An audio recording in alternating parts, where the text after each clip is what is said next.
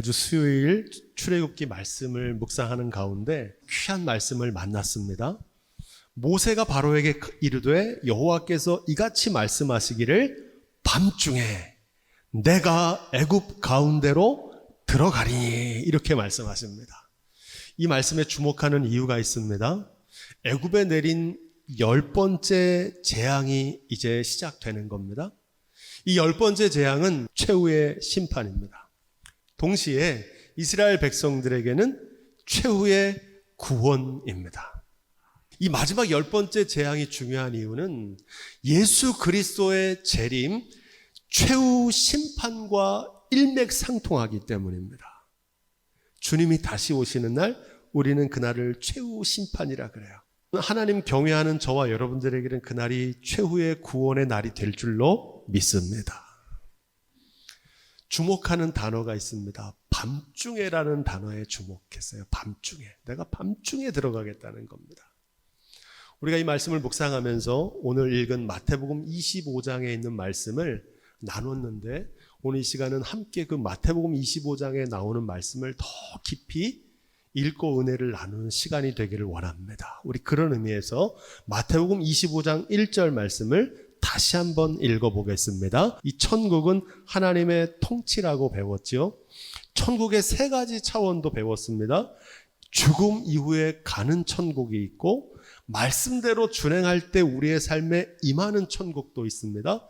무엇보다 세상이 마치는 종말에 주님의 다스림이 완성되는 천국이 있다고 배웠습니다. 오늘 이 말씀 그때의 이 천국은 주님이 다시 오심으로 완성되는 천국을 말합니다. 천국은 2000년 전 주님이 이 땅에 오시는 초림으로 시작되었고 주님께서 다시 오시는 재림의 날 완성될 줄로 믿습니다. 그날에 벌어질 광경을 오늘 말씀은 증거하고 있는 겁니다. 등을 들고 신랑을 맞으러 나간 열처녀와 같다 이렇게 비유하십니다. 여기서 신랑은 누구일까요? 여러분 잘 아시는 어린 양 예수 그리스도를 가리킵니다. 신부는 누구일까요? 신부는 주님의 몸된 교회입니다. 요한계시록은 이 교회를 어린 양의 신부 거룩한 새 예루살렘이라고 부릅니다. 그렇다면 열처녀는 누구일까요? 이 열처녀는 몸된 교회에 속한 성도들입니다. 주님의 몸된 교회로 부르심을 받은 저와 여러분을 가리키고 있는 줄로 믿습니다. 이 열처녀는 신부 측에 있는 들러리들을 말합니다. 이 비유를 이해하려면 유대의 전통 결혼식을 이해해야 되는데 신부 측 들러리들에게 아주 중요한 역할이 있습니다. 등불을 밝혀서 혼인잔치로 신랑을 맞이하는 역할을 감당합니다. 이를 통해 신랑 신부와 함께 혼인잔치의 주인공으로 참여하는 사람들이 바로 이 처녀들의 역할입니다. 한마디로 말해서 이 열처녀는 주님이 다시 오심을 예비하며 기다리는 성도들을 가리킵니다. 바로 저와 여러분들입니다. 그런 의미에서 우리 2절로 4절 말씀을 함께 봉독하겠습니다. 신랑을 기다리던 열처녀들 가운데 5은 등을 준비하고 더불어 등불을 밝히는 기름도 준비했습니다. 하지만 미련한 5은 등은 준비했어요. 그런데 등불을 밝히는 기름을 준비하지 못했다는 겁니다. 이 등과 기름의 관계에 대해서 구약성경 스가랴는 이미 오래전에 예언의 말씀을 증거했습니다. 스가랴 4장 2절 말씀인데 그가 내게 묻되 내가 무엇을 보느냐? 내가 대답하되 순금 등대가 있는데 그 꼭대기에는 주발 같은 것이 있고 또 그 등대에 7 등잔이 있으며 그 등 꼭대기 등잔에는 7 관이 있고. 아멘. 복잡하게 써있는 이 기록의 말씀은 이걸 보여주시는 거예요. 스가랴에게 7 촛대가 있고 그리고 그 꼭대기에 주발, 그릇 같은 것이 있고 그 등대의 7 등잔에 7 관으로 기름을 공급해주는 모습을 본 겁니다. 여기서 말하는 7 등대는 우리가 배운 7 촛대, 7 교회를 말합니다. 등대 등잔이 7개인데 7은 완전수로 모든 성전, 모든 교회를 가리킨다고 배웠습니다. 중요한 것은 그 꼭대기에 있는 주발, 그릇 같은 것이에요. 각 등잔에 기름을 공급하기 위해 저장하는 그릇을 말합니다. 등대에 불을 밝히는 원천이 거기서 나온다는 겁니다. 꼭대기 등잔에 있는 7관은 그 채워진 기름을 등잔으로 연결해주는 관입니다.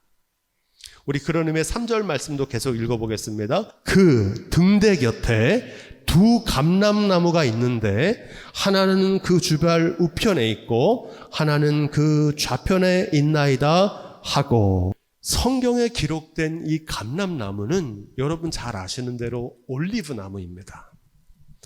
등불을 밝히려면 이 감람나무에서 올리브 기름이 흘러나와서 그 등잔의 기름을 채우는 거예요.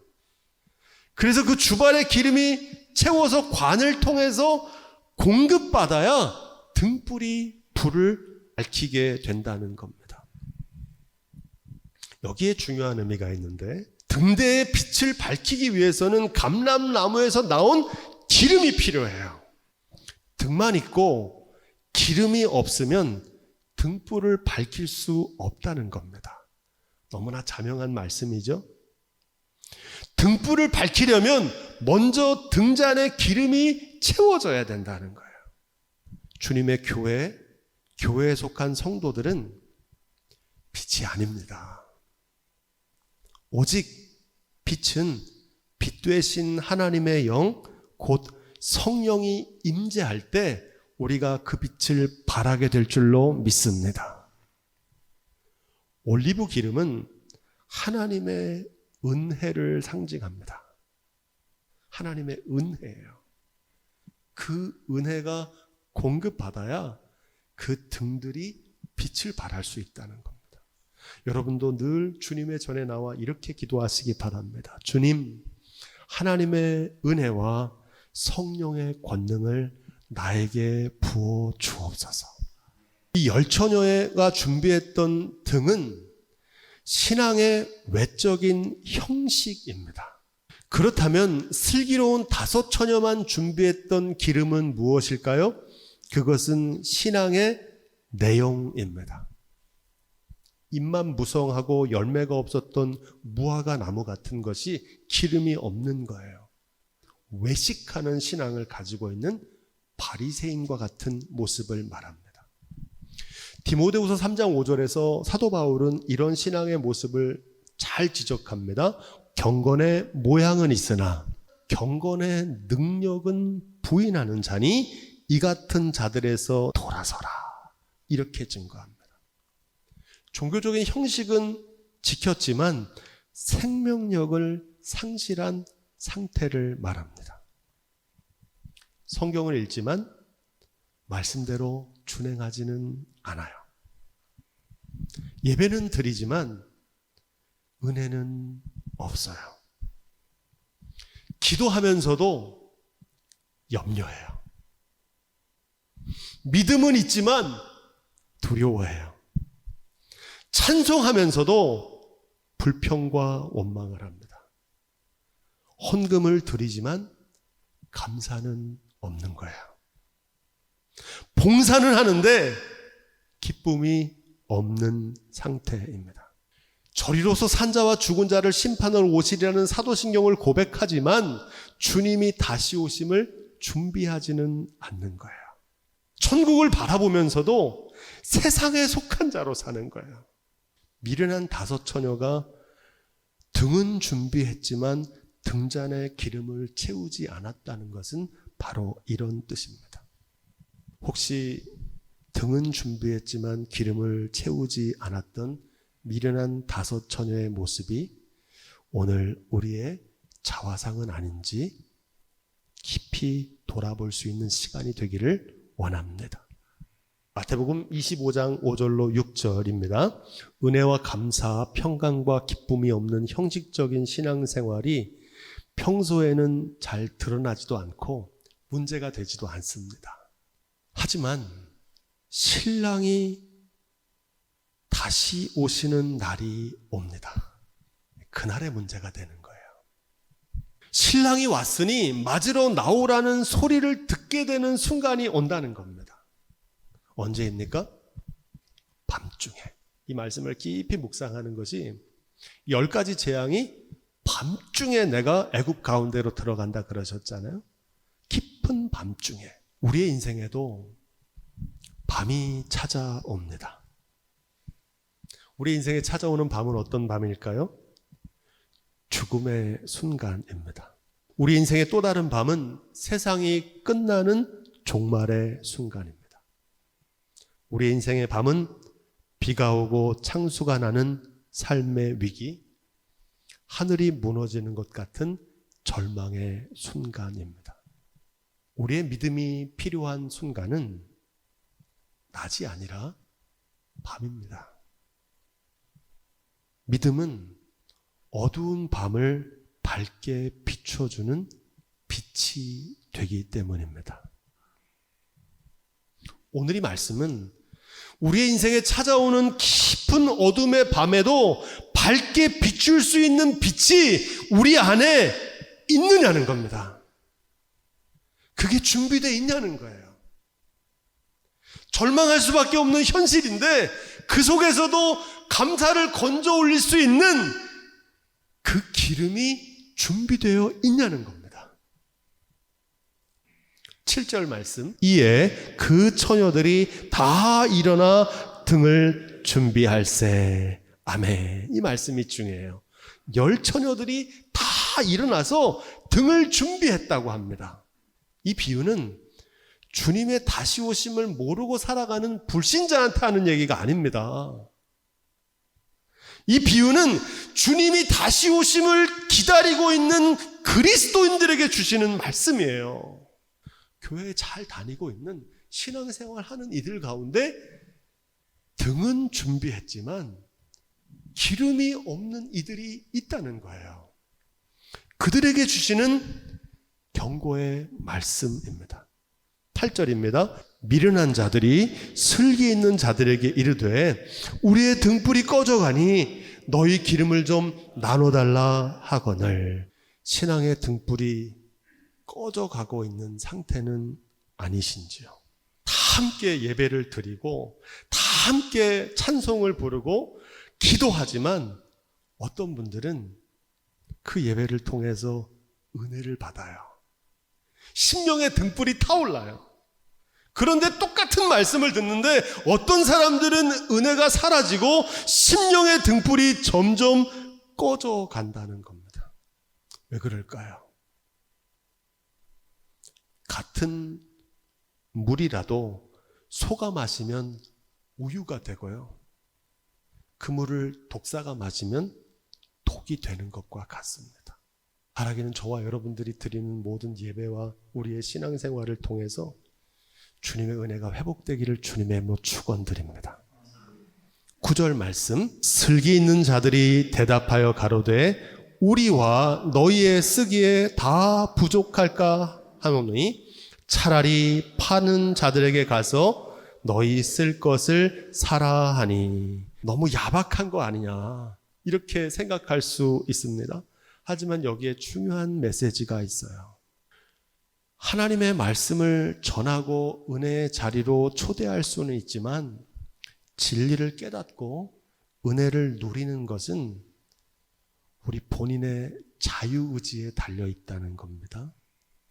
말을 물가로 데려갈 수는 있지만 억지로 물을 마시게 할 수 없고요. 그 말의 물을 내가 대신 마셔줄 수 없잖아요.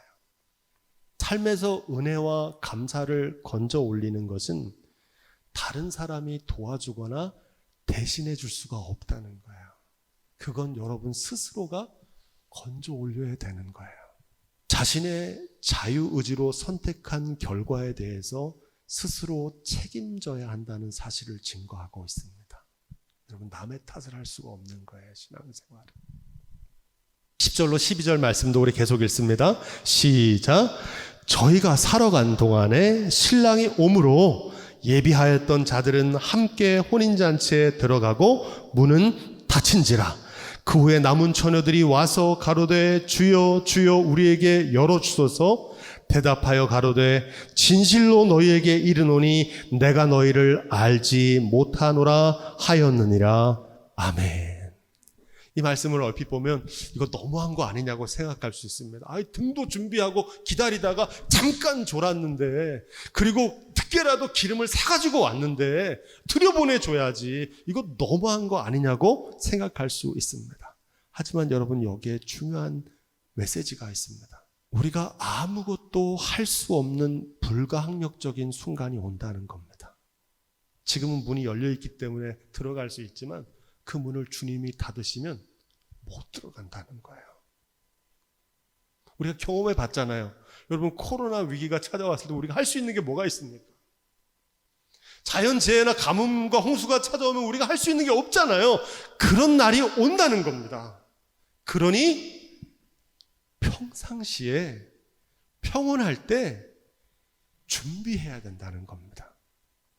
그날이 오기 전에 열린 문으로 들어가시기를 주님의 이름으로 축복드립니다. 제가 늘 강조하는 게 있죠. 오직 은혜. 모든 것이 하나님의 은혜라는 고백입니다. 생명도 건강도 물질도 자녀도 하나님의 선물이라는 거예요. 이 말씀을 아무리 강조해도요, 이 사실을 잊어버리고 살아갑니다. 모든 것이 은혜라는 사실을 깨닫는 날이 옵니다. 언제입니까? 그 모든 것을 빼앗기는 순간에 깨닫게 됩니다. 이거 내게 아니었구나. 그때 깨달으면 너무 늦어요. 내가 이제는 알았습니다. 다 잃어버린 다음에 깨달으면 너무 늦잖아요. 모든 것이 은혜란 사실을 하루라도 빨리 깨닫고 사는 지혜가 있기를 주님의 이름으로 축원드립니다. 그게 슬기로운 거예요. 13절 오늘 말씀의 결론을 함께 읽습니다. 시작. 그런즉 깨어있으라. 너희는 그날과 그 시를 알지 못하느니라. 아멘. 오늘 예배하는 우리 모두는 열처녀들처럼 신랑을 기다리고 있습니다. 하지만 모든 사람이 등불이 꺼지지 않도록 등잔에 기름을 채워져 있지는 않습니다. 어쩌면 우리도 절반은 기름이 준비되지 않을 수도 있습니다. 혹시 기름이 부족해서 등불이 점점 꺼져가고 있는 상황은 아닙니까? 만일 그렇다면 지금 은혜를 회복하십시오. 지금 감사가 없다면 당장 감사를 회복하셔야 돼요.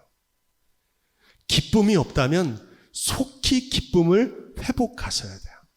여러분, 깨어있으란 말은 뭡니까? 행복을 이루지 못하는 이유 가운데 하나는 행복을 유보하는 거라고 말씀드렸죠. 나중에 내가 이렇게 되면 그때 행복하겠다. 근데 그런 사람은 절대 행복할 수 없다고 그랬어요.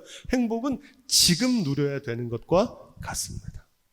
나중에 좋은 일이 있으면 은혜를 고백하겠다. 하나님의 선물을 감격하면 내가 그때 감사하겠다. 여러분, 그건 늦어요. 좋은 일이 아니라 잊어버리고 살았던 은혜를 재발견할 수 있기를 주님의 이름으로 축복드립니다. 저는 요즘 그 은혜로 살아요. 목사님 무슨 좋은 일 있으신가 보다. 저는 특별히 좋은 일 없어요. 20년 동안 늘 똑같아요. 그런데 잃어버리고 살았던 은혜를 발견했어요. 그래서 감사하고 기뻐합니다. 주님이 다시 오시는 그날이 더디 온다고 나중으로 미루고 방심하면 너무 늦어요. 수단과 방법을 가리지 말고라도 지금 예비하세요. 오늘 말씀에 뭐라고 그럽니까? 가서 사오기라도 하라는 거예요. 기름을 채울 수 있는 방법입니다. 디모데전서 4장 7절입니다. 우리 함께 읽어보겠습니다. 시작. 망령되고 허단한 신화를 버리고 경건에 이르도록 내 자신을 연단하라. 제가 읽는 개역성경은 이렇게 돼 있어요. 한번 따라해 보겠습니다. 경건에 이르기를 연습하라. 영어 성경은 이렇게 돼 있습니다. Spend your time and energy. 쉬운 영어예요. Spend, 사용해라는 거예요. 뭐에 사용하라는 겁니까? 경건에. 너의 시간과 에너지를. 우리의 성령의 능력은 근육과 같아요. 자꾸 쓰면 강해지고 튼튼해지지만요, 안 쓰면 근육이 사라지는 것과 같아요. 여러분, 성령의 기르심, 부으심을 위해서 시간과 에너지를 사용하십시오. 주님이 다시 오시는 그날까지 오직 말씀과 기도에 전심전력 하세요. 어떻게 하면 우리의 심령의 등불이 꺼지지 않고 타오르도록 등잔의 기름을 채울 수 있을까요? 스가랴 4장 6절 말씀, 이 스가랴 말씀의 결론입니다. 우리 함께 읽어볼까요? 시작. 그가 내게 대답하여 이르되 여호와께서 스룹바벨에게 하신 말씀이 이러하니라. 만군의 여호와께서 말씀하시되 이는 힘으로 되지 아니하며 능력으로 되지 아니하고 오직 나의 영으로 되느니라. 아멘. 오늘 말씀의 결론입니다. 여러분, 스가랴가 예언한 역사적인 배경을 좀 이해해야 됩니다. 솔로몬의 성전이 바벨론에 의해 잠김없이 무너져 내렸습니다. 이스라엘 백성들은 바벨론의 포로로 끌려갔어요. 하나님의 은혜로 70년 만에 고국으로 돌아왔습니다. 그래서 무너진 예루살렘 성전을 재건해야 되는 사명을 맡았습니다. 그 사명을 맡은 사람이 바로 유다 총독 스룹바벨이었어요. 그런데 돈도 없고요, 사람도 없고요, 믿음도 없었어요. 의지도 약해졌어요. 최악의 상황이었습니다. 등은 준비되었지만 기름은 없었어요. 그때 스가랴를 통해서 스룹바벨에게 주님께서 말씀하시는 겁니다. 두 감람나무로부터 흘러나오는 기름 부음에 의해서 등대에 빛을 발하는 것처럼 무너진 예루살렘 성전이 다시 세워지려면 오직 하나님의 은혜와 성령의 권능으로만 가능하다는 겁니다. 여러분, 주님의 몸된 교회와 교회에 속한 성도들은 자체 발광하는 빛이 아니에요. 우리는 빛이 아니에요. 스탠드 글라스와 같습니다. 여러분, 우리 교회 앞에 있는 스탠드 글라스를 보세요.